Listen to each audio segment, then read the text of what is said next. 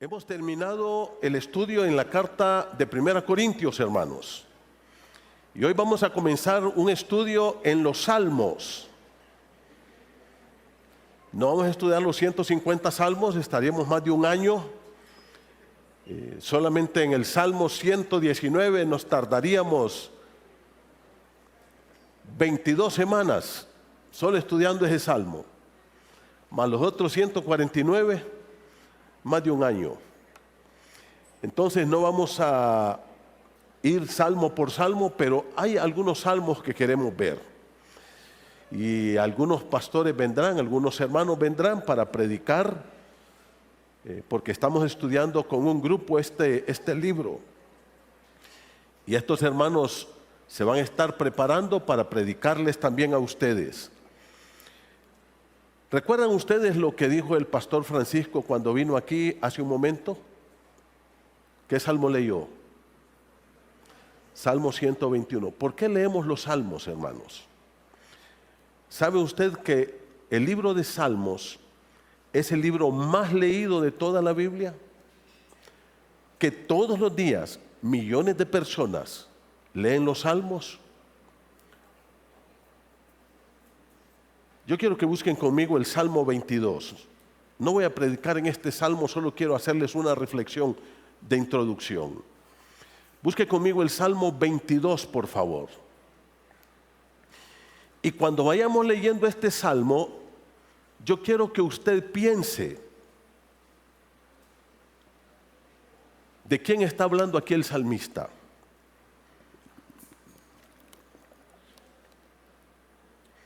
Salmo 22. ¿Lo tienen, hermanos? Vamos a dejar la introducción sin leer, leo del verso 1 en adelante. Dios mío, ¿por qué me has desamparado?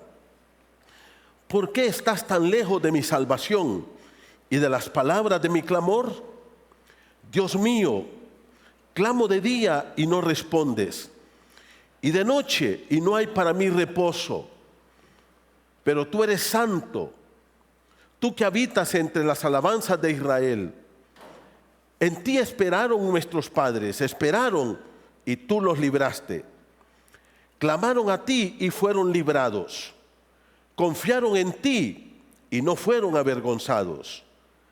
Mas yo soy gusano y no hombre, oprobio de los hombres y despreciado del pueblo. Todos los que me ven me escarnecen, estiran la boca, menean la cabeza diciendo: se encomendó a Jehová, líbrele él, sálvale, puesto que en él se complacía. Pero tú eres el que me sacó del vientre, el que me hizo estar confiado desde que estaba a los pechos de mi madre. Sobre ti fui echado desde antes de nacer, desde el vientre de mi madre. Tú eres mi Dios. No te alejes de mí, porque la angustia está cerca, porque no hay quien ayude. Me han rodeado muchos toros, fuertes toros de Basán me han cercado. Abrieron sobre mí su boca, como león rapaz y rugiente. He sido derramado como aguas, y todos mis huesos se descoyuntaron. Mi corazón fue como cera, derritiéndose en medio de mis entrañas.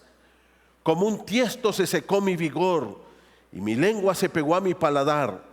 Y me has puesto en el polvo de la muerte, porque perros me han rodeado, me han cercado cuadrilla de malignos, horadaron mis manos y mis pies. Puedo contar todos mis huesos, entre tanto ellos me miran y me observan. Repartieron entre sí mis vestidos, y sobre mi ropa echaron suertes. Mas tú, Jehová, no te alejes, fortaleza mía, apresúrate a socorrerme. Libra de la espada mi alma, del poder del perro mi vida. Sálvame de la boca del león y líbrame de los cuernos del búfalo. Hasta ahí lo vamos a dejar. Lo demás lo lee en su casa. Cuando usted lee ese salmo, ¿en quién piensa? Vamos a ver. ¿En qué pensamos todos? Ese es un error. ¿Se dan cuenta? Ese es el error que cometemos. Ahí el salmista no está hablando de Jesús. ¿De quién está hablando? Está hablando de Él. Después Jesús toma estos versículos. ¿Se dan cuenta? Ese es el secreto de los salmos. Y ustedes me están viendo así como quien dice, toda la vida he visto a Jesús ahí. Lo primero que usted tiene que hacer cuando lee un salmo es quién lo escribe y por qué lo escribe. El salmista no estaba sentado en un escritorio diciendo, voy a hablar de Jesús ahorita. No. Él ni sabía eso. Él ni sabía lo que le iba a pasar a Cristo. Cuando él expresa eso, está expresando ¿qué, hermano? Su vida, su problema, su angustia, su dolor. Él está expresando el sufrimiento que él está viviendo en ese momento. Pero el problema nuestro es que leemos ese salmo e inmediatamente saltamos ¿a dónde? A Cristo. Por eso nos gustan tanto leer los salmos. ¿Por qué nos gusta leer los salmos? ¿Por qué la gente lee los salmos? Porque los salmos expresan el sufrimiento humano, expresan la realidad de la vida, sin esconder nada. ¿Ese es un salmo mesiánico? Sí, pero originalmente fue un salmo que escribió David cuando estaba pasando por pruebas terriblemente difíciles. Cuando usted lea un salmo, lo primero que debe pensar es, ¿por qué el escritor lo escribió ahí? Él.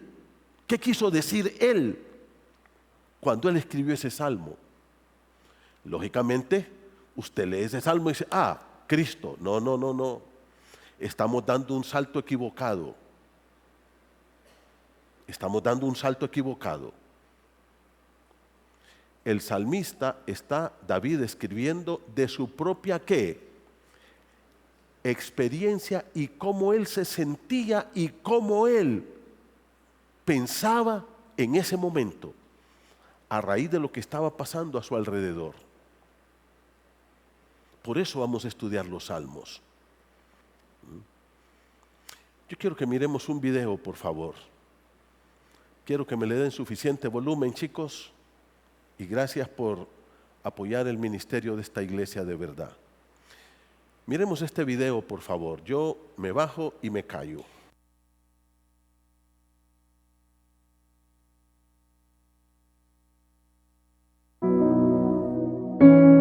Crecí en una familia muy atlética, en deportes, montar a caballo. Mis primeros recuerdos de escuchar sobre el Dios de la Biblia fueron alrededor de una fogata en la playa de la costa de Delaware con mis hermanas, mi papá y mi mamá, escuchando historias de Noé, David, Moisés, Daniel, pero la relación con ese Dios no existía en mí. Sin embargo, todo eso cambió cuando tenía 14 años y fui a una especie de retiro de la iglesia por el fin de semana. Y el orador nos desafió y nos dijo, niños, quiero que midan sus vidas con base a los 10 mandamientos. Bueno, yo nunca había cometido adulterio, ni robado nada a gran escala, pero sabes, no importaba cuánto midiera mi vida con esos mandamientos, uno a uno. Oh, tuve esa abrumadora sensación de estar perdida, condenada al infierno. No voy a lograrlo, oh Dios, ayúdame. Al principio me preocupó que Dios nos diera un montón de mandamientos y sabía muy bien que no podía cumplirlos. Pero luego me di cuenta, en ese mismo retiro, que aunque yo no podría cumplirlos, por eso vino Jesús. Él sí cumplió los mandamientos, Él sí obedeció la ley. Solo tenía 14 años, pero pude clamar a Jesús y decirle, sálvame, no quiero ir al infierno, quiero vivir contigo en el cielo y creo que Jesucristo es el único camino. Te lo pido, por favor. Cuando regresé a casa después de ese retiro, muy entusiasmada y muy emocionada, pero después, al volver a la escuela, el entusiasmo de mi decisión por fe comenzó a decaer. especialmente cuando comencé a confundir la vida cristiana con el gran sueño americano. Mis oraciones eran tan egocéntricas como: Dios, ayúdame a perder peso, Dios, necesito un novio, Dios, dame buenas calificaciones. Desafortunadamente, creo que pensé que le había hecho un gran favor a Dios al aceptar a Jesús como mi Salvador. Y recuerdo que en mi último año de la secundaria oré: Señor, no estoy haciendo bien esto de ser cristiana, lo sé. No quiero ir a la universidad y difamar tu buen nombre, manchar tu reputación. Sé que se trata de mucho más que solo de mí, así que haz algo en mi vida para enderezarla, porque realmente estoy viviendo mal mi vida de fe.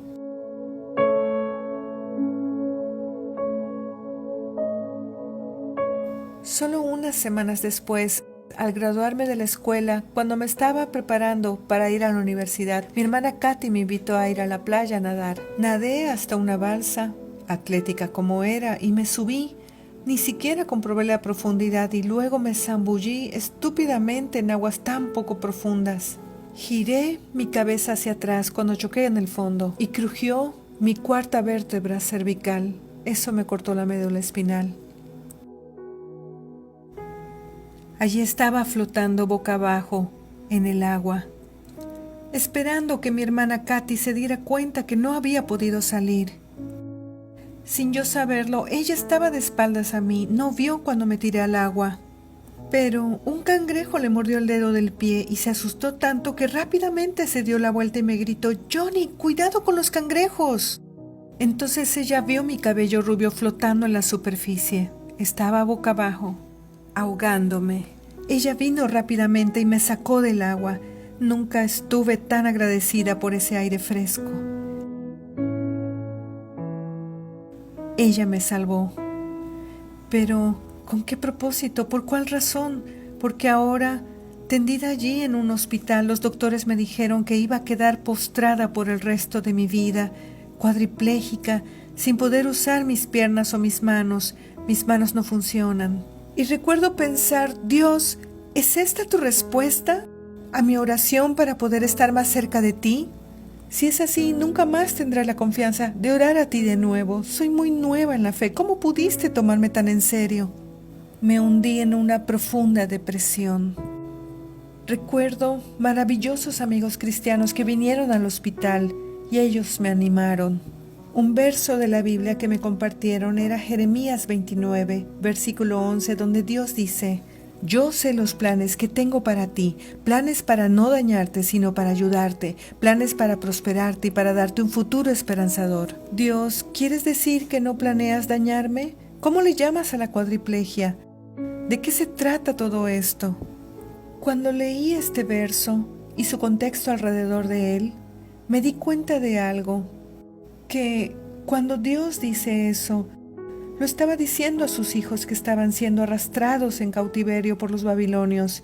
Iban al exilio, iban a la esclavitud, les esperaba décadas de difícil y horrible sufrimiento.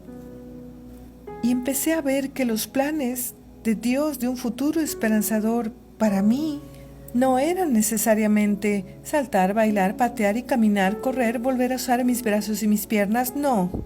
Sus planes para mí eran mucho más profundos, una curación más profunda, una preciosa sanidad de mi alma.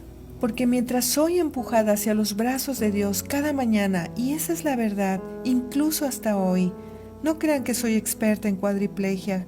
Como fue en aquel entonces en el hospital, así es hoy en día. Me despierto y le digo: «Jesús, no sé cómo vivir esto. Ayúdame, por favor. Muéstrate, dame tu sonrisa, dame tu fuerza, porque yo no puedo sin ti». Y porque voy a Dios con esa urgente dependencia y requerimiento de su gracia, cada día, retiro lo dicho, cada momento, yo experimento la más dulce, preciosa e íntima comunión con Jesús. Entonces, cuando Dios dice que no va a dañarnos, no se refiere al cuerpo, no a las circunstancias. Él no va a dañar nuestra alma. Sí, nuestro cuerpo puede salir lastimado, pero servirá de alguna manera para enriquecer nuestra alma. Para terminar, quisiera decir que 46 años de cuadriplegia es mucho tiempo.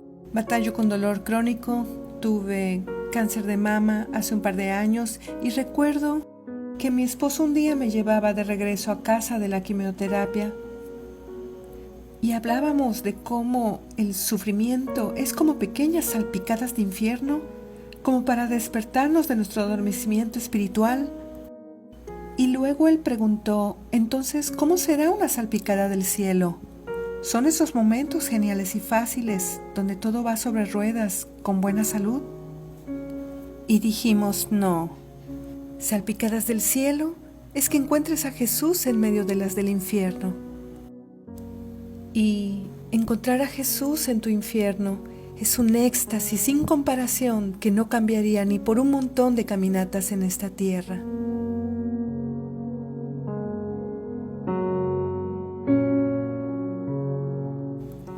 Reflexionando en lo que dijo Johnny. Si quiere, hay videos más largos de ella. Escogí uno pequeño. Conocí a Johnny en una reunión de pastores. Y hermanos, realmente fue impresionante ver a esta señora. Tiene 47 años de estar en silla de ruedas. Solo puede mover su cuello. Cuando yo la conocí, la silla de ruedas tenía una pajilla hacia su boca y ella soplaba o aspiraba para moverse para adelante o para atrás. Movía la cabeza para acá y la silla giraba, o si no para el otro lado y la silla giraba. Esa es la realidad de la vida. La vida no es color de rosas.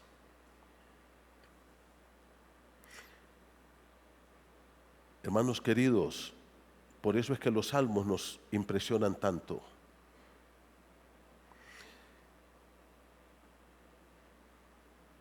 A todos nosotros nos encanta leer el libro de los salmos.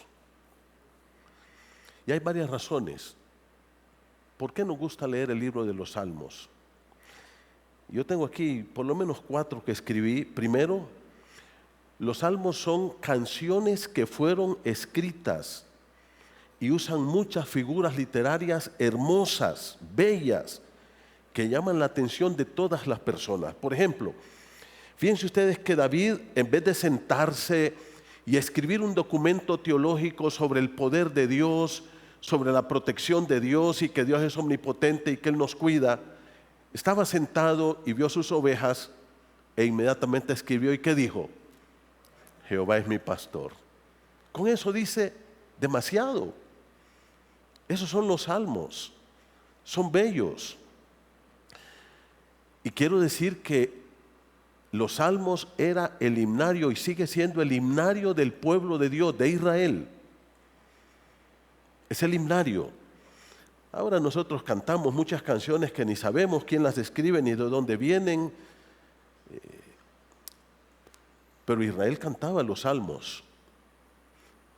Y qué lindo sería, mi esposa, cuando íbamos el viernes a Jesús de Otoro, me dice, vamos a escuchar salmos, pero los vamos a escuchar cantados. Yo no sé de dónde se sacó unos salmos ahí, pero hermosísimos, desde aquí hasta Jesús de Otoro, cantando salmos. No sé quién los canta, no sé quién son, ahí le preguntan a mi esposa, pero son hermosos. Pero la otra cosa es que los salmos nos presentan a Dios tal como Él es. Los salmos presentan a un Dios en una relación con el ser humano, un Dios interesado en el hombre, un Dios cercano. La tercera cosa por la que nos gustan los salmos es que también nos presentan la realidad del hombre, el hombre en su hábitat aquí en esta tierra. Y por último, nos gustan los salmos porque expresan todos los sentimientos que tiene el ser humano. Usted lee los salmos y usted, por ejemplo, aquí en el salmo que leímos, el Salmo 22, ¿cuántas expresiones de sus sentimientos tiene el rey David ahí? El teólogo de la Reforma, Juan Calvino, dijo, los salmos son una anatomía de todas las partes del alma. Mire qué interesante. dijo Juan Calvino, los salmos son una anatomía de todas las partes de tu alma. Estamos viviendo en un tiempo, queridos hermanos, donde la gente se quiere mostrar de manera poderosa. Todos debemos esconder nuestras debilidades, nuestros miedos, el dolor, la vergüenza, el sufrimiento, el rechazo, la tristeza, la culpa, la angustia, la depresión, la pena o cualquier otro sentimiento propio de la experiencia humana. No lo diga, escóndalo. Incluso hay lugares donde se enseña que los creyentes debemos declarar que estamos bien, que no pasa nada, que estamos bendecidos, prosperados y en victoria, aunque ninguna de esas cosas sea cierta.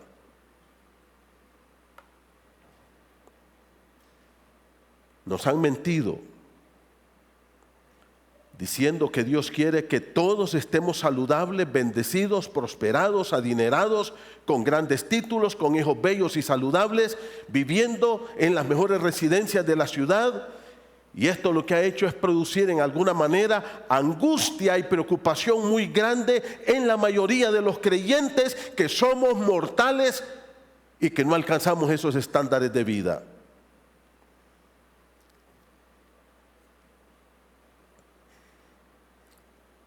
A la luz de la Biblia, hermanos, y especialmente a la luz de los salmos, todo eso se le llama ridiculez. Eso es ridículo. Una fe firme en el Señor, escuche lo que te voy a decir, no está en contra de la realidad humana. Mi plena fe en Dios y mi total confianza en Dios no contradice mi experiencia humana, no contradice mi diario vivir. Frente a la grandeza de la creación, frente a la grandeza de lo que Dios ha hecho, el salmista se pregunta, ¿se acuerdan? ¿Qué es el hombre? ¿Qué es el hombre? Para que tengas de él memoria.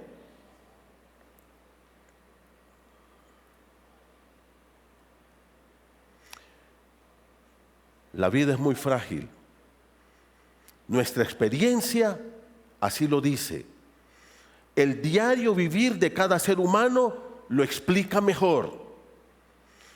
El apóstol Pablo, en 2 Corintios 4:16, dice, aunque nuestro hombre exterior, ¿qué dice? Se va desgastando. No dice que va mejorando. No dice que se va perfeccionando. Dice, este hombre exterior es el cuerpo.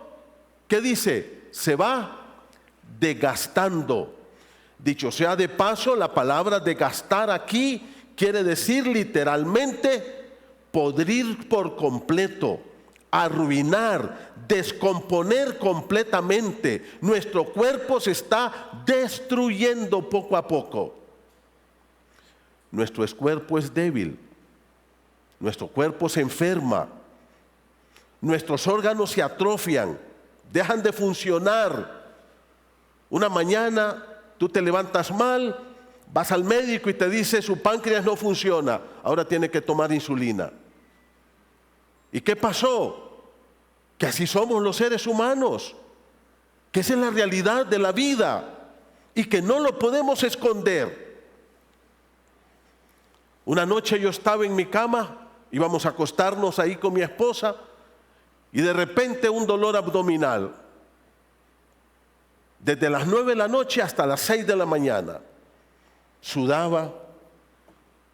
No quise despertar a mi esposa, la dejé dormir toda la noche, yo no dormí nada. A las 6 se fue como por arte de magia. 8 días después, a las 9 de la noche, pum, el dolor. Como a las 10 le dije a mi esposa, no amor, ya no soporto, dame algo. Mire, me estuve dando aguas, pastillas. ¿Qué fue lo que no me dio? A las 6 de la mañana se quitó, no se me quitó con nada. Me dieron 2 episodios más. Fui donde el médico. Me dice el internista, te vamos a hacer unos exámenes. Y me mandaron al ultrasonido y estaba ahí, que era un amigo mío. Y me dice, pastor, ¿sabe que tiene cálculos en la vesícula? No te creo, le digo, ¿sí? ¿No eran cálculos espirituales? ¿No eran cálculos emocionales? ¿No eran cálculos sentimentales? ¿No eran cálculos inventados? Eran reales. Y me dice, te vamos a hacer una cirugía. Y cuando entré al quirófano, no fue un quirófano espiritual al que me metieron, fue un quirófano real. Un pastor me llama llorando y me dice un día, Manuel, ¿sabes lo que me pasó? Le dije yo, no sé lo que te ha pasado, mi hermano. ¿Qué pasó? Andábamos con la iglesia en unos bautismos ahí en Choluteca, allá por Orocuina, ahí en el río Choluteca. Después de los bautismos y del culto, la gente se quedó ahí bañando a las 4 de la tarde. Dijimos, bueno, vámonos, llegó el bus y mi hija no aparecía por ningún lado.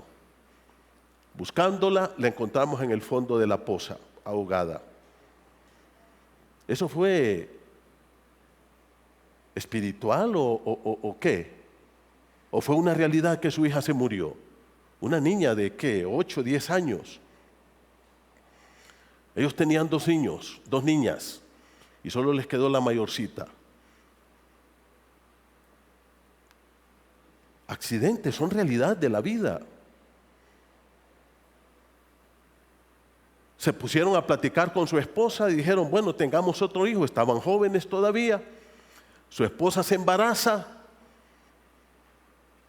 El día del parto se complica, se muere la esposa y se muere el bebé. Y él queda solo con su hija mayor. ¿Qué es eso, hermanos? Es la realidad de la vida. Tenía una prima muy cercana a nosotros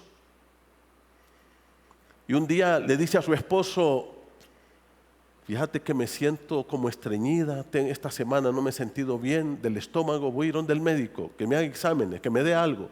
Se va con el médico, le hacen exámenes, el médico le dice, quiero hablar con su esposo llega,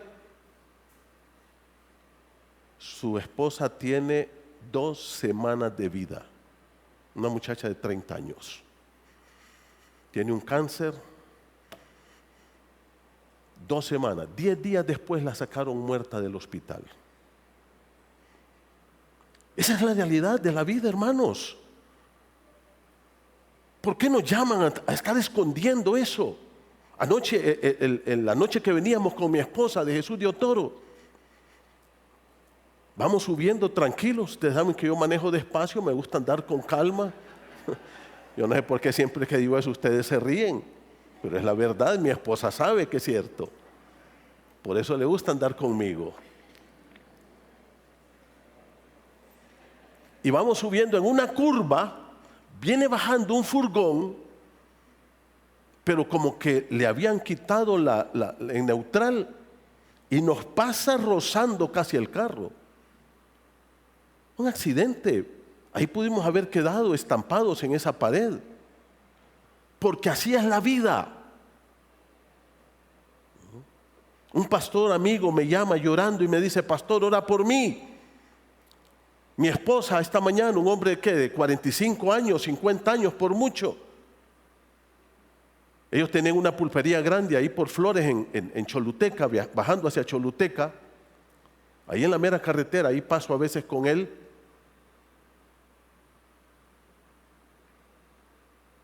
Me dice, iba a abrir la pulpería, se metió al baño y cuando se paró se deslizó, se golpeó la nuca y vamos a enterrarle esta tarde.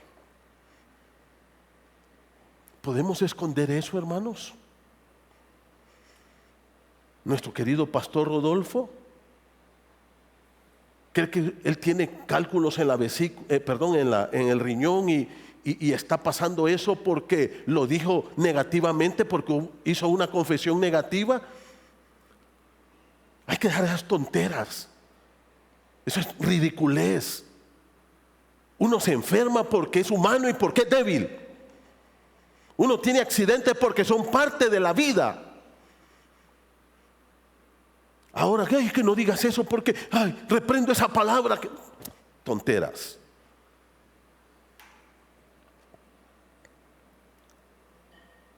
Todo esto que les he contado, que son eventos reales, son las realidades de la vida. ¿Por qué, hermanos? Porque vivimos en un mundo donde nada es seguro. Hay accidentes, ocurren. Está el pecado. Un hombre que se enamora de otra mujer, llega a su casa y le dice a su esposa, ya me voy, y deja a su esposa botada. Eso pasa. ¿Y qué hay que decirle a esa hermana? No, hermana, no llore. Sea fuerte. No, eso no pasó. ¿Cómo vamos a decir nosotros que eso no es una realidad? ¿Cómo vas a decir y a negar esa verdad? Una chica que llega a su casa y le dice a su mamá, estoy embarazada. ¿Cómo vamos a negar esa realidad? No se puede. La maldad del hombre, malas decisiones que a veces tomamos, accidentes que pasan en la vida y muchas cosas más, hace que tu vida y mi vida aquí penda de un hilo. Y la vida nos puede cambiar en un momento, para bien o para mal. La vida te puede cambiar.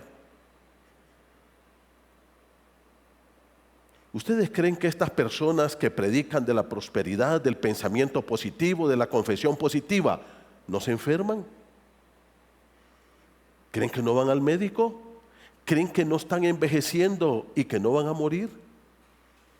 Una señora en Islas de la Bahía, pastora, predicaba y decía que todo el que se enfermaba o estaba en pecado o no tenía fe o no había nacido de nuevo. Duros sus sermones. Un día se enferma. ¿Y entonces qué? La traen a Ceiba. La examinan y le dicen, usted tiene un cáncer. Se murió. Y no es que predicaba que el cristiano no se tiene que enfermar, que uno no tiene que sufrir, que tú tienes que ser millonario. Ese es el falso evangelio que se está predicando. Ese es un falso mensaje. No es cierto eso. Pablo dice en el libro de Efesios, Dios nos ha bendecido con toda bendición ¿qué? Espiritual. ¿Dónde? En los lugares celestiales en Cristo. ¿Sabe cuándo se va a terminar el sufrimiento humano? El día que vaya a la presencia de Cristo. El día que yo esté con Cristo en los brazos de mi Salvador. Mientras viva aquí, tenemos que sufrir. Yo tengo 3 hijos. Se fueron de nosotros. Viven lejos. ¿Qué es lo único que yo puedo hacer? Es orar por ellos todos los días y ponerlos en las manos de Dios. Yo no sé qué les puede pasar a ellos, a mis nietos. Porque la vida es frágil. Grandes siervos de Dios, piadosos, héroes de la fe, tuvieron accidentes, se enfermaron y todos ellos murieron. ¿Ustedes creen que Elías, por ser un hombre tan piadoso, con tanta fe, anda vivo por ahí? Allá está en el cielo. ¿Ustedes creen que Eliseo? Vamos a ver algunos ejemplos. Vaya conmigo, por favor, a Génesis 27:1. Busque rapidito. Génesis capítulo 27, versículo 1.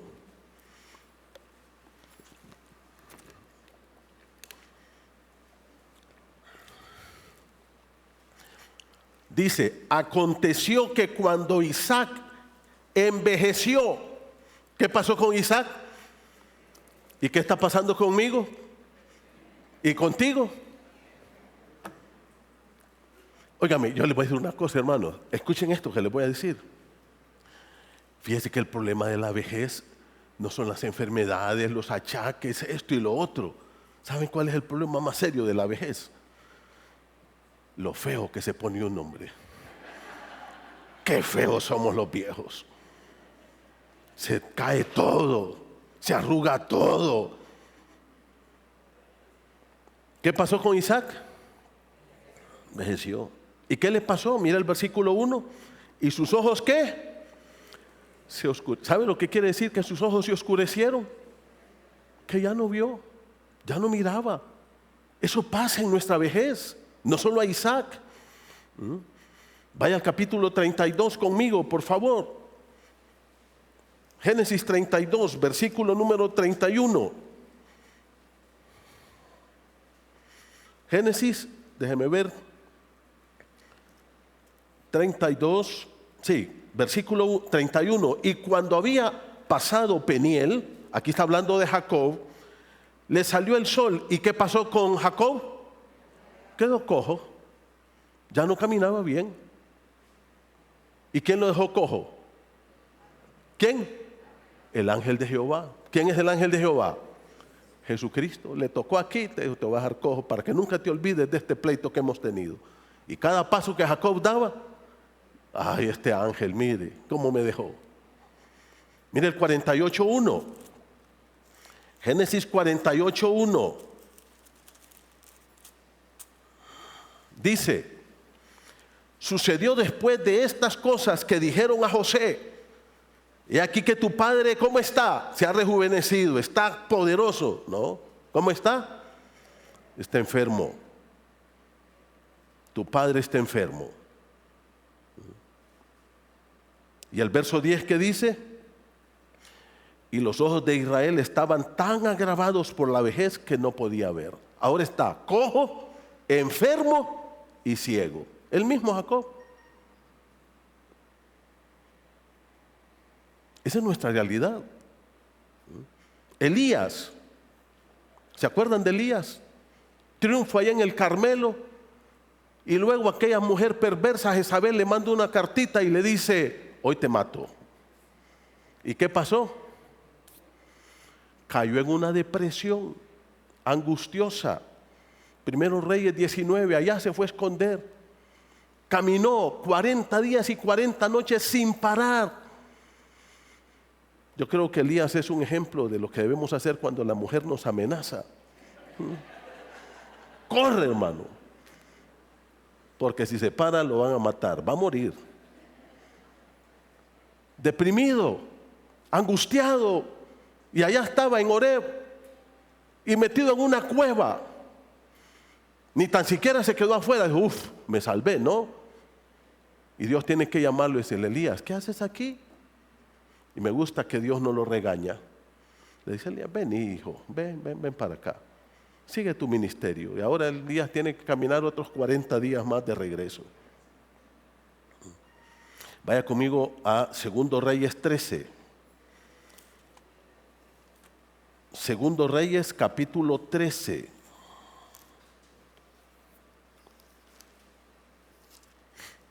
Aquí habla de Eliseo. Eliseo fue un gran hombre de Dios, ¿sí o no? Fue un gran profeta, ¿sí o no? Fue un hombre de fe, ¿sí o no? ¿Y qué dice la Biblia? Mire lo que dice. Versículo 14, 13, 14. Estaba Eliseo enfermo de la enfermedad de que murió. ¿Qué pasó con Eliseo? No se murió de buena salud, hermanos. No se murió joven y envejecido. No, se murió viejo y ¿cómo? Y enfermo. Esa es la realidad. ¿Se acuerdan del rey Ezequías? Un hombre piadoso, un hombre de Dios, y le dio un cáncer de estómago. Y Dios le dijo a través del profeta Isaías: prepara tu casa porque vas a morir. Y Elías se puso ahí, Ezequías se puso ahí todo triste, se puso a orar, a llorar. Y Dios le dice al profeta Isaías: ve y dile que le voy a dar 15 años más de vida. Yo me hubiera preferido morir en ese momento. Ay, ya llevo 10 años, me faltan 5. No. ¿Sí o no? Ay, este año me voy a morir. No, hombre. Dice que tenía una llaga en el estómago. Y ahí le pusieron una cuestión de pasas ahí y se sanó. Daniel dice en Daniel 8:27 que estaba convaleciendo. ¿Por qué? ¿Qué quiere decir convalecer? ¿Recuperarse de qué? De una enfermedad. ¿Y qué decimos de Jesús? ¿Sufrió Jesús o no sufrió? Sufrió rechazo, sufrió azotes, sufrió la cruz. Cristo es el mayor ejemplo del sufrimiento. En el libro de Juan 5, un día Jesús va caminando ahí y llega al estanque de Betesda y dice que había una multitud de enfermos, ni tan siquiera los podían contar de tantos que eran. Y Jesús vio a un hombre cojo. ¿Y tenía cuántos años de estar cojo ahí tirado? 38 años. Es que era una cojera espiritual, pastor. ¿Qué va a ser cojera espiritual? Es que era una cojera mental. O sea, hay mucha gente que le cojea la mente, pero ese no. Estaba tirado ahí. Y lo peor, ¿sabe qué es, hermano? Cuando nos acostumbramos a eso. Fíjate que llega Jesús y le dice: caballero, ¿quieres ser sano? Esa pregunta, ¿qué respuestas tenía, hermanos? Dos. ¿Sí o no? ¿Sí o no? ¿Quieres ser sano? Sí, Señor. No, es que mira que no tengo quien me meta la pila. No te estoy preguntando quién te meta la pila. ¿Quieres ser sano? No, es que otro cae primero. No te estoy preguntando quién cae primero. ¿Quieres ser sano? Porque esa es otra cosa. Acostumbrarnos a la miseria. Eso es diferente. Eso es diferente. Mire conmigo, por favor, 2 Corintios capítulo 11, verso 29.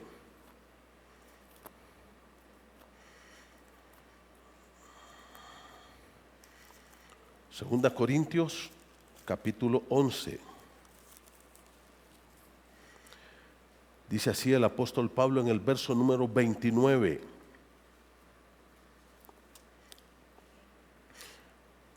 Dice la palabra del Señor. Bueno, voy a leer desde el verso 26. Mire conmigo. En caminos, esta es la experiencia de Pablo. Él está narrando lo que él vive, lo que él ha vivido muchas veces, en peligros de ríos, peligros de ladrones, peligros de los de mi nación, peligros de los gentiles, peligros en la ciudad, peligros en el desierto, peligros en el mar, peligro de los falsos hermanos, en trabajo y fatiga, en muchos desvelos. Y ahora mire esto, ¿qué dice? ¿En qué dice?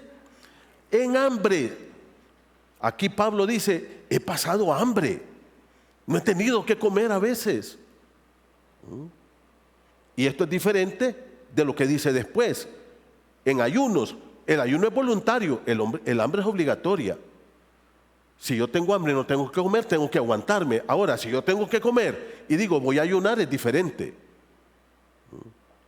Versículo número 28.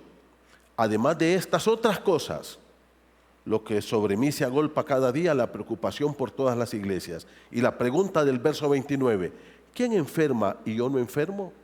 ¿Qué dice Pablo? ¿Será que yo nunca me enfermo? No, dice, todos nos enfermamos. Vaya conmigo a Gálatas, por favor, capítulo 4. Adelantito de 2 Corintios está Gálatas. Busque conmigo el capítulo 4. Dice la palabra del Señor así.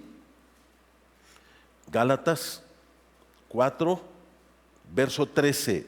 Mire cómo dice Pablo, Gálatas 4:13. Pues vosotros sabéis que a causa de qué, hermanos. ¿Cómo fue que Pablo llegó a Galacia? ¿A causa de qué? De una enfermedad.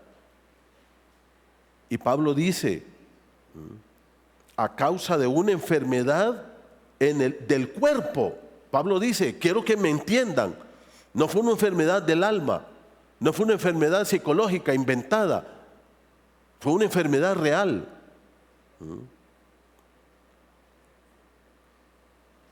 Versículo número 15. ¿Dónde pues está esa satisfacción que experimentabais? Pues os doy testimonio que si hubieras si hubieras podido, os hubierais sacado, ¿qué dice?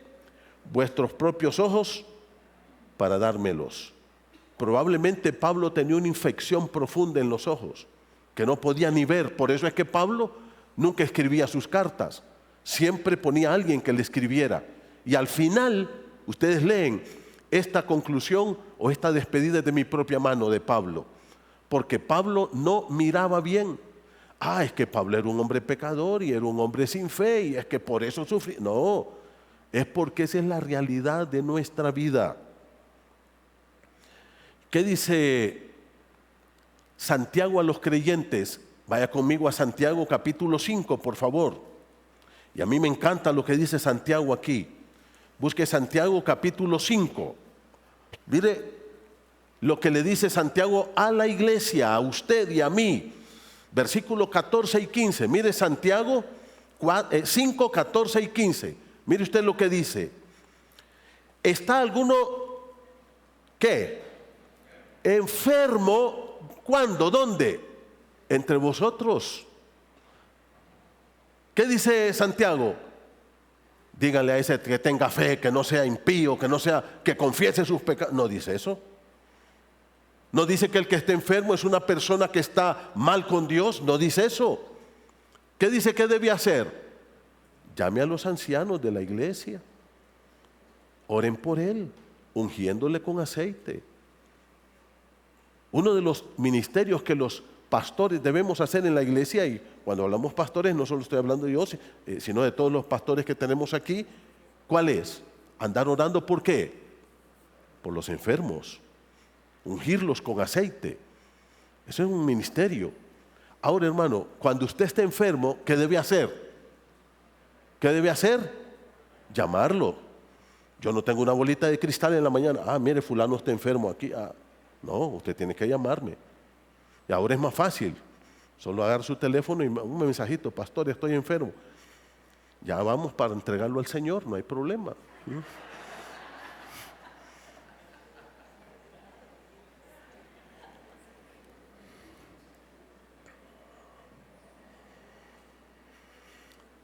Amados hermanos, por eso los salmos nos gustan tanto. ¿Por qué nos gustan tanto los salmos? Porque no esconden nuestra realidad humana. ¿Leyeron el Salmo 22 conmigo? Dios mío, ¿qué le dice el salmista al Señor? ¿Por qué me has desamparado? Señor, no siento que estás conmigo. Estoy solo, estoy angustiado, estoy deprimido, estoy triste. Hermanos amados, esto es la realidad de todos nosotros los creyentes. Luchamos con el pecado, luchamos con la tentación, luchamos con la enfermedad, luchamos con los problemas de la vida, con la economía. ¿Ustedes creen que la devaluación del dólar aquí en Honduras solo afecta a los millonarios? No, a todos nos afecta. A todos nos afecta. ¿Cuánto costaba un cartón de huevos hace 10 años, hermano? ¿Y cuánto cuesta hoy? Y usted sigue ganando casi lo mismo, ¿no es cierto? Confiese, hermano. Cuando a mí me dicen frases como esas, yo digo, a veces la gente cree, porque mucha gente dice, es que las palabras tienen poder. ¿Dónde dice eso? ¿De dónde sacamos eso? A tal grado que mucha gente cree que las palabras tienen más poder que Cristo y que lo que yo confieso, no importa lo que Dios tenga para mí, el plan que Dios tenga para mí, que si yo lo confieso, eso se va a ocurrir porque mis palabras tienen más poder que Cristo. Hermano, mi vida no está en la boca mía, sino está en las manos de un Dios omnipotente. Tu vida y mi vida, Cristo dijo, mis ovejas oyen mi voz. ¿Y qué dijo? Y yo las conozco y me siguen y no perecerán jamás, ni nadie que las arrebatará de mi mano. Mi Padre que me las dio es mayor que todos y nadie las puede arrebatar de la mano de mi Padre. ¿Sabe una cosa? En esta vida, en esta tierra, todos los seres humanos pasamos por crisis. los incrédulos y nosotros. ¿Cuál es la diferencia, hermano? En que usted y yo tenemos que, ¿dónde? Agarrarnos. Tenemos un Dios al cual acudir. Por eso los salmistas, cuando usted lee los salmos, mire conmigo el Salmo 22 de nuevo, por favor. Mire conmigo el Salmo capítulo 22. Dice, comienza el salmista expresando su soledad, su dolor, su angustia. Dios mío, ¿por qué me has desamparado? Y mire cómo le dice en la siguiente pregunta, ¿por qué estás tan lejos de mi salvación? ¿Qué sentía el salmista? ¿Que Dios estaba dónde? Dios estaba lejos. No miro que hay salvación para mí. Versículo 2, mire cómo le dice, Dios mío, clamo de día y no respondes. ¿Cuántos hemos sentido eso, hermanos? ¿Ah? Mire, hermano, yo he orado y no miro que Dios me escucha. Todos hemos pasado por esos momentos. He pedido un trabajo y vengo tiempo y estamos en crisis y no miro que Dios me responde. Mi hijo está enfermo. He orado y no miro que Dios me responde. Versículo número 2, y de noche y no hay para mí reposo. ¿Qué dice el salmista? No puedo ni dormir. Ahora miren el verso 3. ¿Con qué palabra empieza el verso 3? Pero, aún con todo esto que me está pasando, aún con todo esto que estoy sufriendo, ¿qué dice el salmista? Tú eres santo. ¿A quién va ahora? A ver a Dios. Deja de ver su realidad acá y dice, esta es mi realidad, pero tú eres mi Dios. Puedo confiar en ti, aún en medio de la circunstancia más difícil, aún en medio de la circunstancia más terrible. Mira el versículo 3. Tú que habitas entre las alabanzas de Israel, este pueblo te adora, te alaba. ¿Y qué dice? En ti esperaron nuestros padres. ¿A dónde acude aquí el salmista David? A la historia de Israel. ¿Sí o no? La historia. Allá estaban en Egipto. Estaban esclavizados, los estaban matando, eran explotados y tú los salvaste. Y así como los salvaste a ellos, me vas a ayudar a mí también. Eso es lo que está diciendo el salmista aquí. Eres el mismo Dios. Eres el mismo Dios. Versículo 5. Clamaron a ti. ¿Y fueron qué? Y fueron librados. Pero luego el salmista regresa a su realidad. Versículo número 6. Yo soy gusano.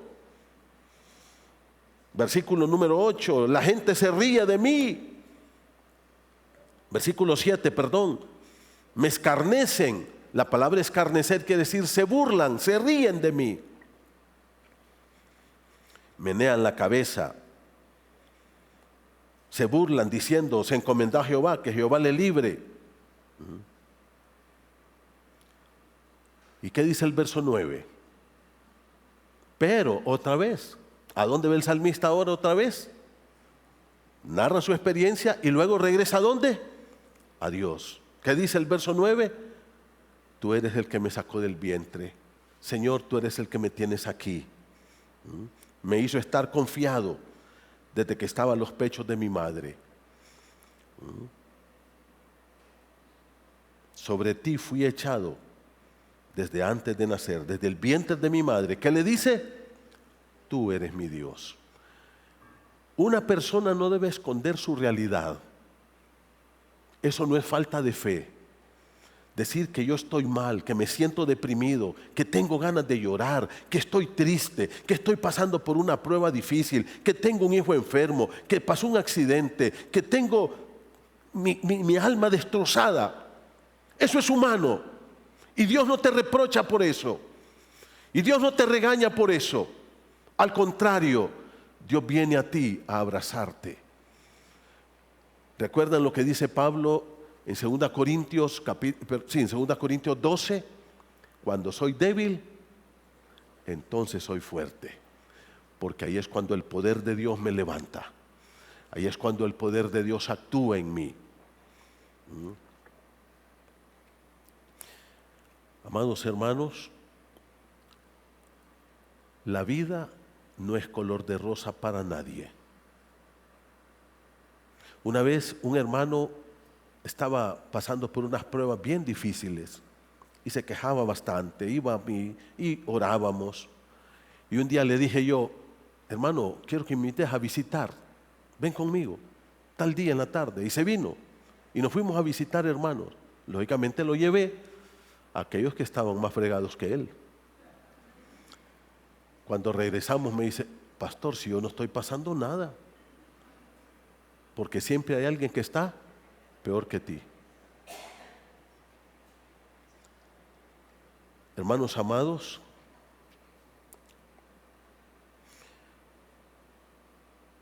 vamos a estudiar los salmos, viendo la realidad del ser humano y viendo cómo este ser humano débil, frágil, que se enferma, que sufre, que llora, que se entristece, que se deprime, en medio de toda esta realidad, tiene un Dios poderoso en el cual puede confiar.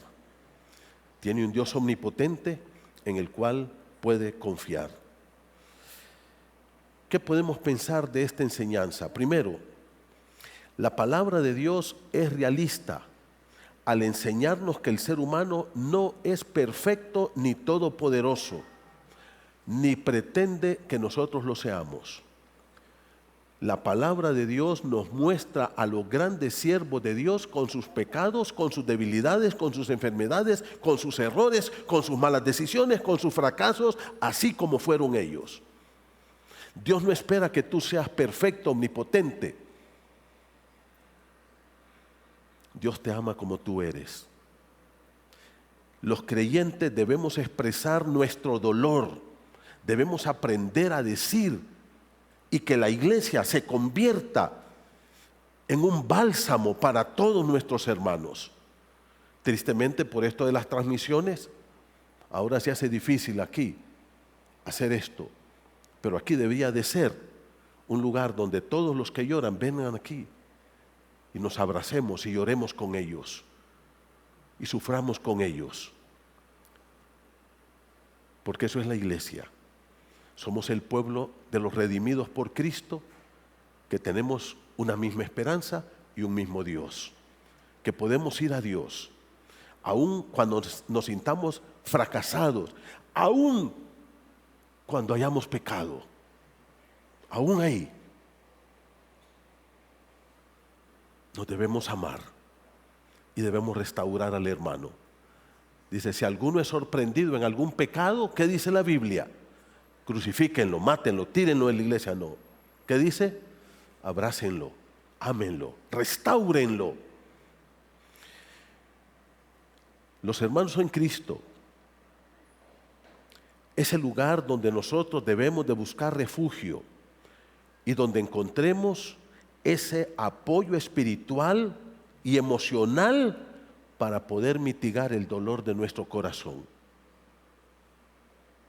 Nadie en la iglesia debe ser criticado, señalado, rechazado por expresar su dolor, por decir lo que sufre. Y todos debemos de tener amor, paciencia y ayudar a ese hermano a levantarse, a amarnos con todo el corazón. Todos los hermanos en Cristo debemos de ser apoyados en esos momentos difíciles, abrazados, amados, respetados, cuidados y restaurados. No hay un lugar donde tú te deberías de sentir tan acuerpado, tan cuidado como la iglesia. Como la iglesia. Para eso estamos como hermanos en Cristo. Amén. ¿Qué tal si se ponen de pie? Y vaya a abrazar un hermano. Vamos a orar con ese hermano. Vamos a ver. Allá está la hermana Sagrario. ¿Por qué no vamos a abrazar a estos hermanos? Ahí está mi madre, una viuda que necesita. Ahí está Lisa. ¿Por qué no vienen a abrazarlos? Y llore con este hermano. Llore con él. Ahí está Yuli, que sufre muchas enfermedades. ¿Quién va a ir a abrazar a Yuli? Ahí está Ricardo, que su papá está grave en un lugar allá. ¿Quién va a ir a abrazarlo a él? ¿Y quién más necesita que lo abracemos esta mañana? Vamos a ver, levante la mano. ¿Quién más necesita? Mi hermano Olguita necesita que alguien la vaya a abrazar. Vayan, hermanos, pero quédese con él, no solo lo abrace y déjelo. Por favor, quédese con él, abrácelo. Quédese con él abrazándolo. ¿Ah? No se vaya, quédese ahí a un lado. Vamos a ver, ¿quién más? Vamos a orar. Esa es la iglesia. Esa es la iglesia. La iglesia es el lugar donde tú vas a encontrar consuelo, amor, ánimo, donde nadie te va a señalar. Hermano querido, hagamos de esta iglesia algo maravilloso. Una iglesia donde nos amemos, donde todos nos sintamos arropados con el amor de Cristo. Vamos a ver. Ore por su hermano ahí. Vamos a ver, ahí donde está, en silencio. Ore por él, póngale su mano y dígale: hermano, Dios está contigo. Oremos juntos. Ore por aquellos que están allá abajo, por la hermana Sonia. Ore por todos. Ore por Ludovico, ore por Will.